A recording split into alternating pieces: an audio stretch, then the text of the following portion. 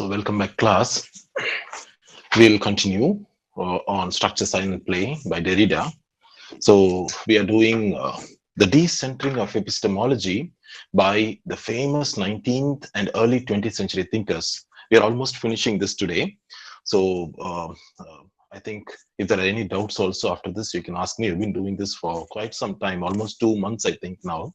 But we'll have to bring this to a grinding halt by today because your end semester exams are fast approaching, your internals is approaching. We have just a couple of classes more. So I think with this we come to an end of the 2 units assigned to me. Deconstruction, structure, sign and play, and structuralism and literary criticism. And after this, I think we'll go on into 2 more essays that have been given to me. They are very simple. I prepared some wonderful critical notes for you for that. That is, I think, The Metaphysical Poets by T.S. Eliot and Harold Bloom's Preface and Prelude to the Western Canon, right? That we'll be doing in a couple of classes. Hopefully, we should bring this to an end today, right? If not in the next class. So, these three are very important pioneers or role models for Derrida to bring out his own precepts or concepts that he envisages in this wonderful, glorious talk that was transformed into an essay later, the 10th chapter of Writing and Difference, right? So here, look at that. He gives 3 people as his own examples. This inspiration, he says, the first one is Nietzsche. He says the critique of metaphysics and especially of the concept of being and truth. What is truth? In the previous class also we discussed what is truth, but an army of metaphors and metonymies. Where is truth? This concept eludes the definition. So a truth is something dynamic according to Nietzsche. It is not static. It is not something that is fixed. It keeps changing, like we said in the previous class. For a child, the truth is the toys. Country Patmos we discussed, right? So for a child, the truth is the toys. But as the child grows up, the truth changes. And as the child becomes an adult, the truth becomes different. The concept of love for the child is different when she was a little girl. And as she grows up, the concept of love evolves. The same happens to truth. And so after a person attains a particular age, maybe 40s or 50s, their perception of love is completely different.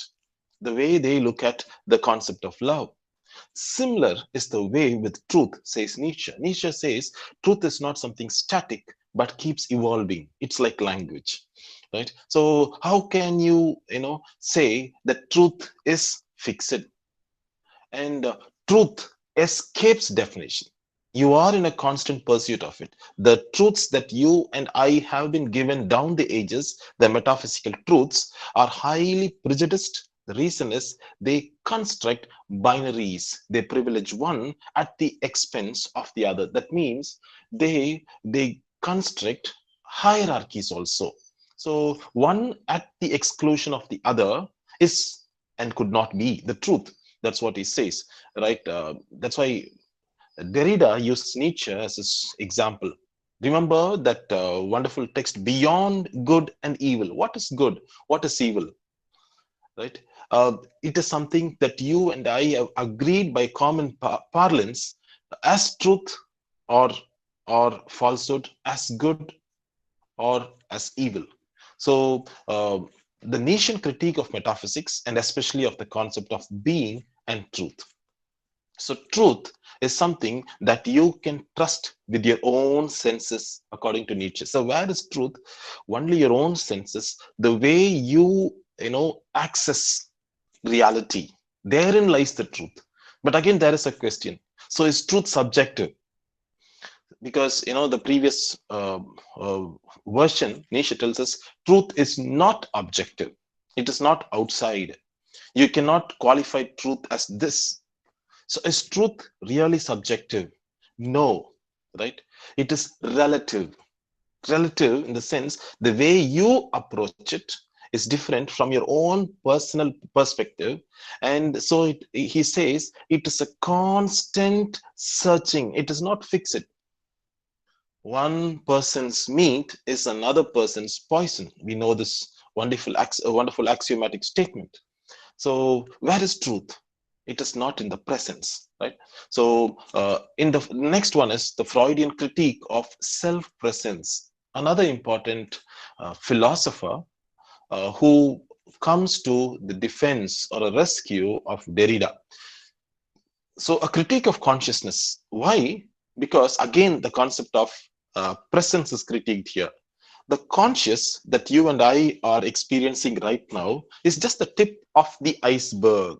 It's just the tip of a huge iceberg of subconscious and unconscious, which is not present even as I am speaking, but that conditions my presence. So where is the presence? It is a beautiful combination of the subconscious and the unconscious, which is not present right now, but still they form the present, right? We call it, or Derrida calls it, the absent present, the absent presence. So where is the presence? It forms a part of the absence also, because the absence conditions the presence. I am in Ulysses, Tennyson says, no, I am part of all that I have met. In the Nietzschean concept of truth, it's a pursuit. The same thing you find in Mahatma Gandhi's My Experiments with Truth also, isn't it? That Gandhiji goes on a pursuit of truth, right? He says, my quest for truth, right? So here again, in uh, Freud, you find the presence is a culmination or a combination of the absences also, the absent presence, right? So that's why he takes Freud to his defense. And the next one, the Heideggerian concept or destruction of metaphysics, of the determination of being as presence. This is also another important concept, because your being is not presence alone. Again, right, it is a combination of your past, your future, your everything. The reality that you and I experience is a combination of the past, the present, and the future, right? So the past conditions your present as much as your future conditions your present. We are in this class now with a hope that this class would get over in by about 9-10 a.m., right? So the future also conditions our presence. So where is the presence? And this is where all these three great philosophers of the late 19th and the early 20th century have critiqued metaphysical tradition. What is the metaphysical tradition of the past 24 centuries have told us? That now Plato downward, Aristotle downward, they have all privileged the presence over the absence. So Aristotle says, in his physics, that time is the now, is the present. So right from Plato onwards, and even the Roman orators, right, rhetoricians, what they did? They always privileged the presence, in the sense speech over writing. Why? Because speech is present, being as presence. So, they respected, revered, adored, a lot of admiration, adoration, veneration for the speakers. That's why, rhetoric swayed the courts of Rome, we see. Famous orators of Rome, we all know. Why? Because they privilege the presence. And why the presence? Logocentrism, the privileging of speech. Logocentrism, speech is centered or privileged over what is called writing, right? So this is something that Derrida attacks, where writing becomes, the next one you will see the supplementarity. So why do you privilege speech over writing? The same happens to every aspect in life where binaries are created according to Derrida. For example, reason and emotion. We privilege reason over emotion, and a person who cries, immediately we put them down, we put her down, right? And IQ over EQ. So, these privilegings happen only because of the metaphysical tradition that privileges one over the other, especially the presence. So, these three philosophers just have in mind, this is not necessarily for your examination alone, right? Perspectives to life can become inclusive and we can engage better with the world. We will never pass judgment on another person, on another truth, or on another person's version of truth, because my version of truth is not on solid ground, right? I have inherited a truth, and so there is no fixed origin, right? So there could not be any fixed originator of language according to Derrida. It is impossible. The originator, who can you say is the originator of language? One person. I am talking from a purely critical theory perspective also. You should please remember that, right? So here, right, the concept of truth is the presence, as the presence is a privileging of one over the other. This makes me more inclusive. I will never condemn another person's language, another person's color, another person's race, another person's community, another person's perspective to life, another person's choices in life, because I know that truth is something that is not fixed.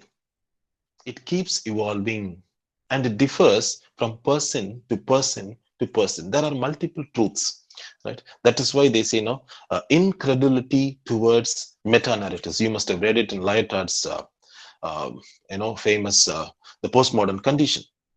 So there is a suspicion towards meta narratives, and this is the era of the mini or the petit narratives. So there is a suspicion of the presence, and look at the first first line there, the decentering of epistemology of 19th and 20th century. Epistemology, right? Knowledge frameworks. Gayatri Spivak calls it, with Michel Foucault, epistemic violence, right? We'll connect that in post-colonial studies. Now, quickly. Right.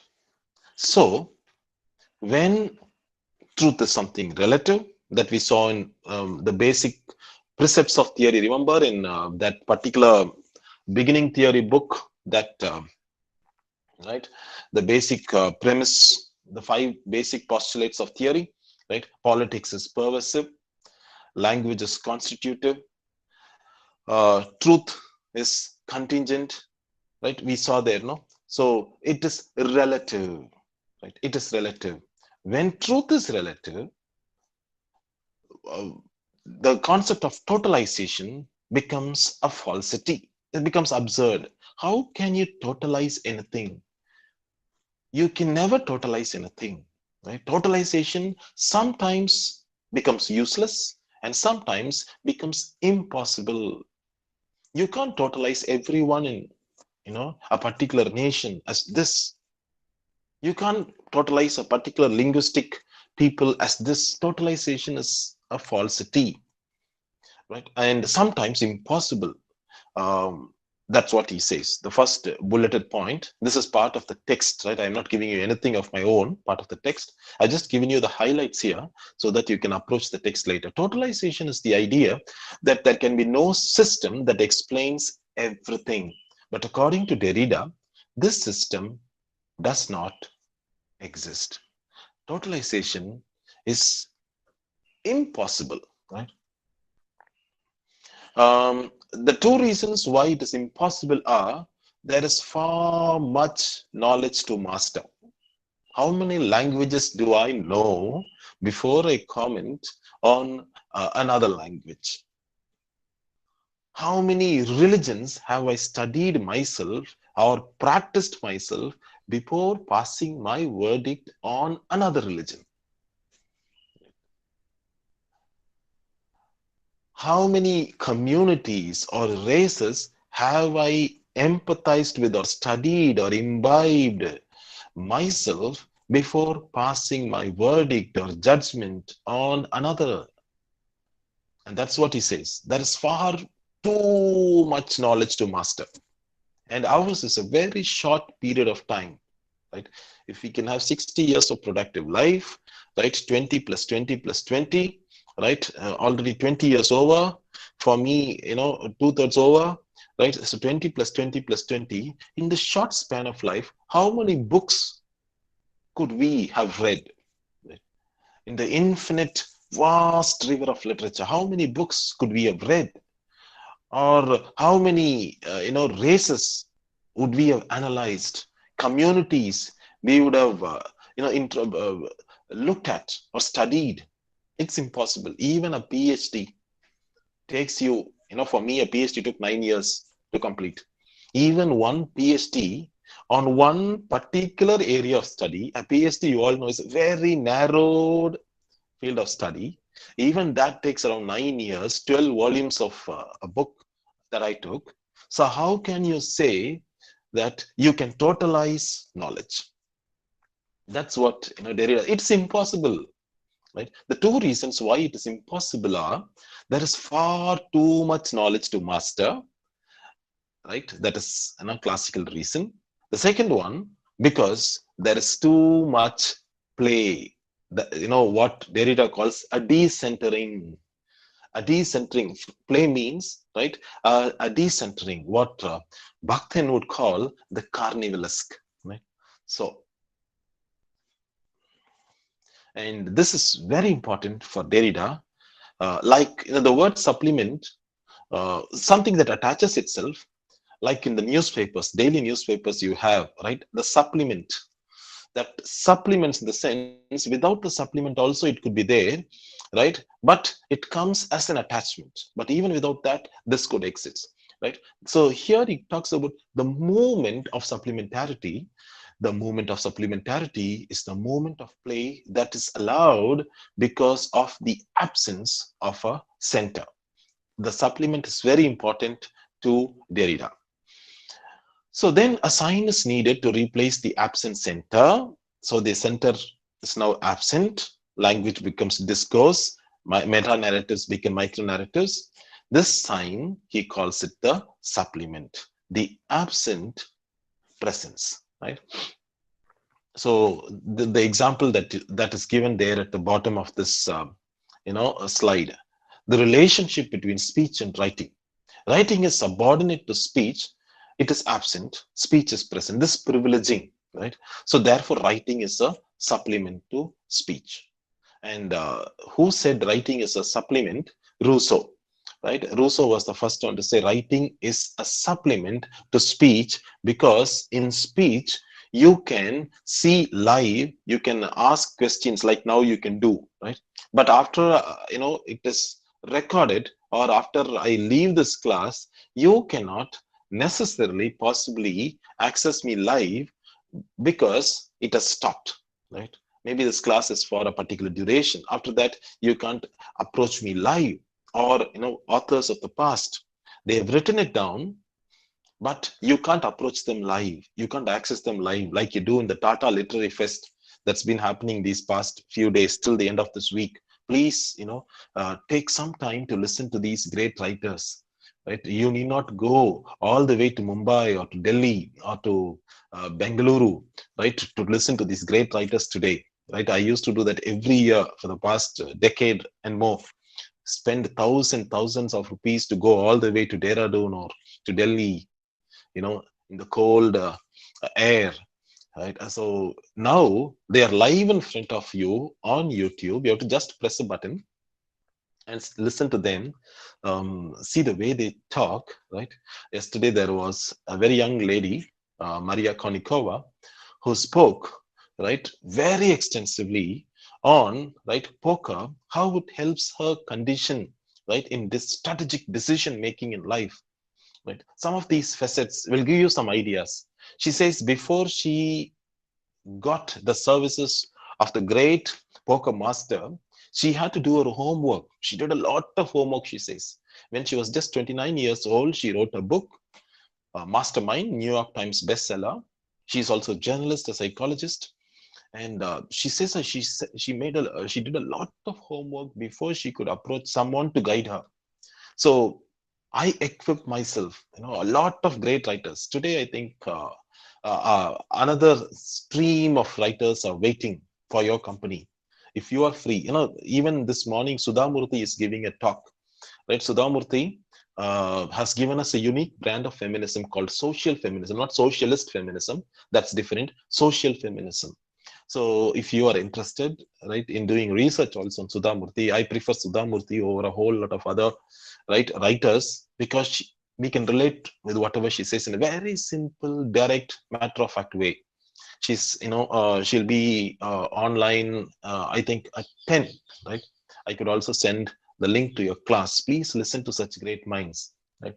So you have the privilege, right, of the choice also is yours, right?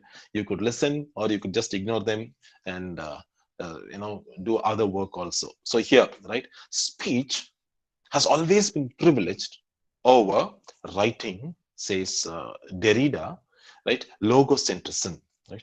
So therefore, writing is a supplement to speech and is a dangerous supplement, right? He says, Rousseau says, writing is a supplement.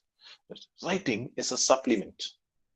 It is not needed, but it is there, right? So this is a privileging of speech. But even today, we read Rousseau and whatever he had to say only because of writing, not because of the speech, right? So Derrida also. So now he talks about the importance of the concept of play. The reference to play is always caught up in tension. Tension with history. Why? History is always problematized or interrogated. There is no one particular history, right? There are layers and layers of truths. If there are layers and layers of truths, there are different versions of history. So there is a plurality of histories, we can call it. Remember, in the last year we said not truth becomes a plural truths, English becomes a plural Englishes, history becomes a plural histories, reality becomes a plural realities. So everything from mono to multi, right? Plurality of meaning. Meaning also is not fixed. It is, in multiplicities, layers and layers of meaning. Right? The transcendental signifier.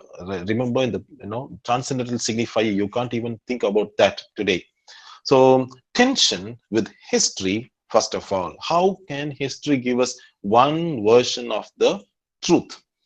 Besides this tension between play and history, see, they are opposites, right? Play is a decentering, play is a lack of sign, play is a lack of structure. Structure and sign gives way to play, right?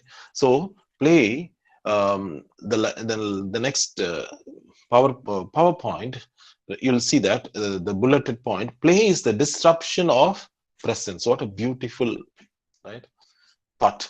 What a beautiful idea. Play is the disruption of presence. In other words, free play, decentering is liberative. Remember, uh, in the very beginning of the semester, when we discussed, I said, literature is transformative, theory is liberative. If theory is to be liberative, the liberative function of theory lies here in the decentering. So it is no more one fixed center that dictates or bosses over us. It is the truth that you and I have access to as individual beings in this planet. The lizard's version of truth is different. The worm's eye view of truth is different. The eagle's perspective to truth is different. The little puppy's perspective to truth is different. So where is truth? Right. Where is reality? Right. That's why Lacan says, right, the ideal, right, is beyond the real or the truth that we have experienced, right? It is beyond the realm of language. The moment we have accessed language, we have come in touch with the real, right? So it is beyond. That's why beyond good and evil. So what is play? Play The beautiful definition is the disruption of presence. Play is always play of absence and presence. Absence and presence, right?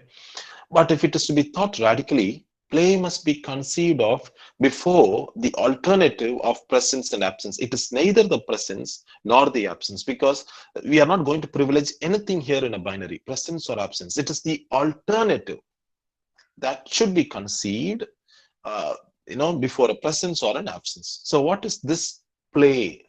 Homi Baba, if I could take him for our defense, he gives a beautiful interstitial space, or a third space, or a liberative space, or he calls it the space of enunciation, the third space, the interstitial space, which is called, right, the alternate space, right? The space where, you and I have a liberated being, not conditioned by the presence or the absence. So that's what is the alternative for presence or absence, right? Neither present nor absent. Either present, it's not either present or absent, it's neither present nor absent. At last, we are almost coming to the end, but doing this essay requires at least a minimum of a semester or more. But you're just trying to complete it in 2 months' time. It's impossible, highly impossible, because it has a range of connects. But I'm sure that you will do some more reading on this Derridian essay, because this is the foundational essay that heralds post-structuralist theories in particular. So you can do more of exploration. If you want more books on, the Derridian deconstruction, I would be able to help you out also. So we almost come to the end, right? Conclusion.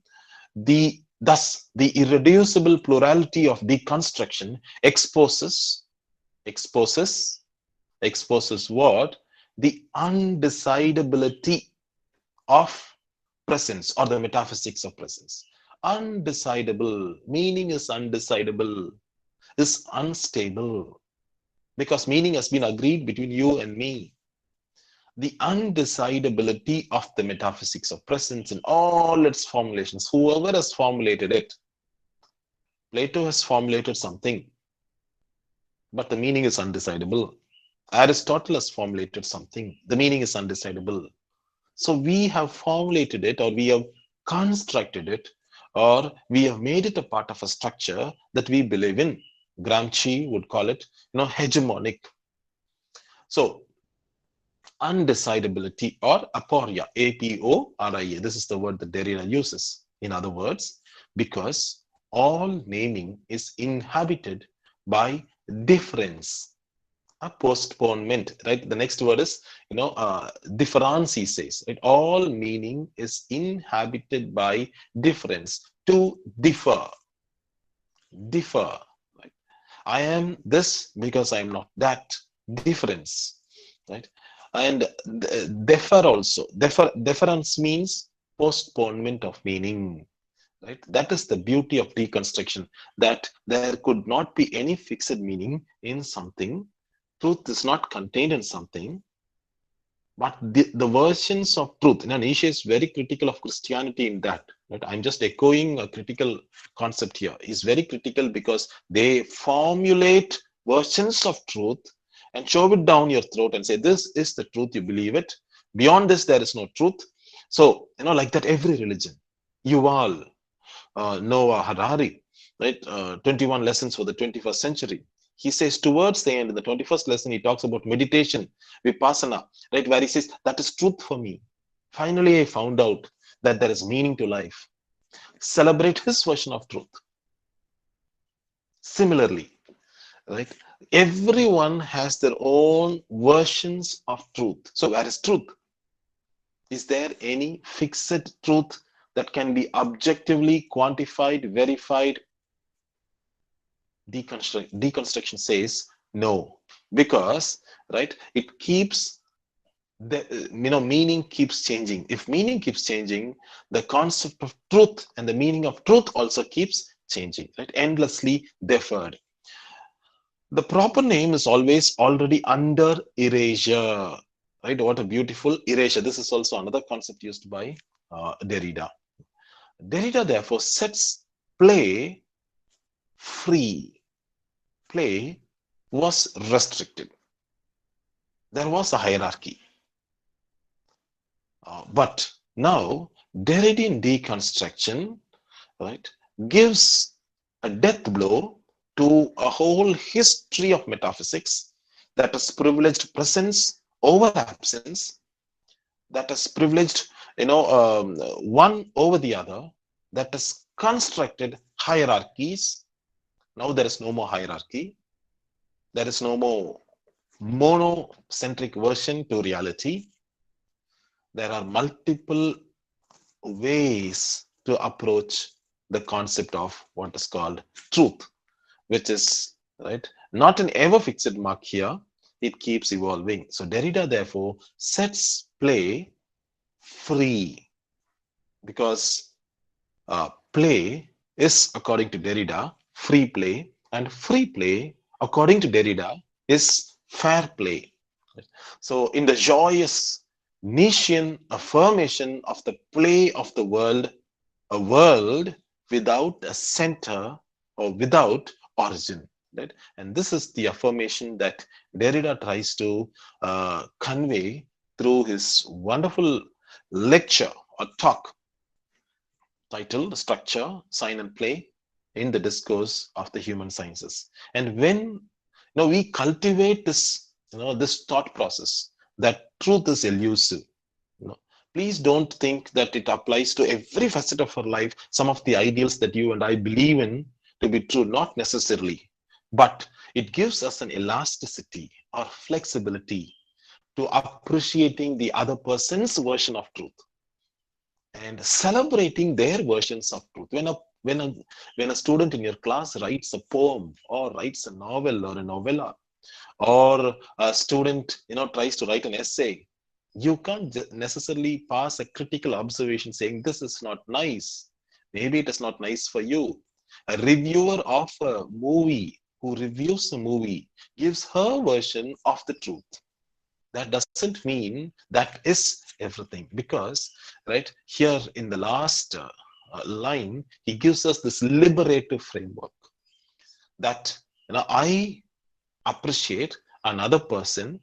Not only that, right, there is that beautiful axiomatic statement that says, I may not agree with what you say, I may not like what you say, but I will defend till the end of my life your right to say it. And that is the beauty of a Derridian deconstruction, not only appreciating the other perspectives, other truths, but also celebrating other truths, because truth, or what is called meaning, has been set free in not the sad Nietzschean affirmation, but the joyous Nietzschean affirmation of the play of the world, a world without center, a world without origin. Going back to Tagore, where the mind is without fear, where knowledge is free, where the head is held high, where the world has not been broken up into fragments by narrow domestic walls, where the clear stream of reason has not lost its way into the dreary desert storm of dead habits. Right? And this is what, uh, Derrida envisages in this beautiful essay. That's all for today. We'll do Harold Bloom's The Western Canon in the next class. So you can do some reading on the Western Canon. We are just doing the preface and the prelude. A beautiful preface and prelude that he has written to the Western Canon. After this, we'll be doing the Metaphysical Poets by T.S. Eliot. Another very simple essay. And you can enjoy these two. We can, I think, really enjoy doing it. Not much of intensive study like Derrida or Gérard Genet. So come prepared for that. That's all for now. Have a good day. Thank you, sir.